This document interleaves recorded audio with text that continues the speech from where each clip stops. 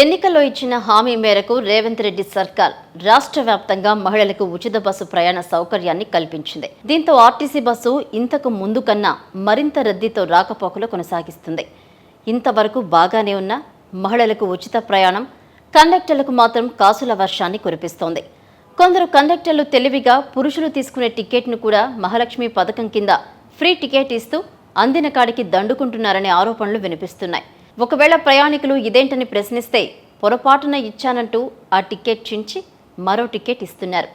ఎవరు అడగకపోతే ఆ డబ్బులు వారి జేబుల్లోకి వెళుతున్నాయి. తాజాగా ఓ ప్రయాణికుడు జూన్ 26న కొత్తపేట నుంచి సరూర్ నగర్ వరకు బస్సులో వెళ్లాడు.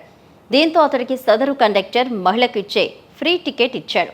అదేవిధంగా మరో ప్రయాణికుడు జూలై 7న ఎల్బీ నగర్ నుంచి మన్నెగూడ వెళ్లగా అతడికి కూడా కండక్టర్ 0 టికెట్ పనిచేశాడు. ఇక ఆగస్టు 4న ఆదివారం మరో ప్రయాణికుడు సరూర్ నగర్ నుంచి దిల్సుఖ్ నగర్ వెళ్లగా అతని నుంచి కండక్టర్ డబ్బులు తీసుకుని ఫ్రీ టికెట్ ఇచ్చినట్లుగా సదరు ప్రయాణికుడు వాపోయాడు. ఈ క్రమంలో బస్సుల్లో టికెట్ జారీపై జరుగుతున్న అక్రమాలపై ఆర్టీసీ ఉన్నతాధికారులు ఇప్పటికైనా దృష్టి సారించి ప్రభుత్వ ఆదాయానికి గండిపడకుండా చూడాలని ప్రయాణికులు కోరుతున్నారు. షేర్ చేయండి, లైక్ చేయండి, సబ్స్క్రైబ్ చేయండి.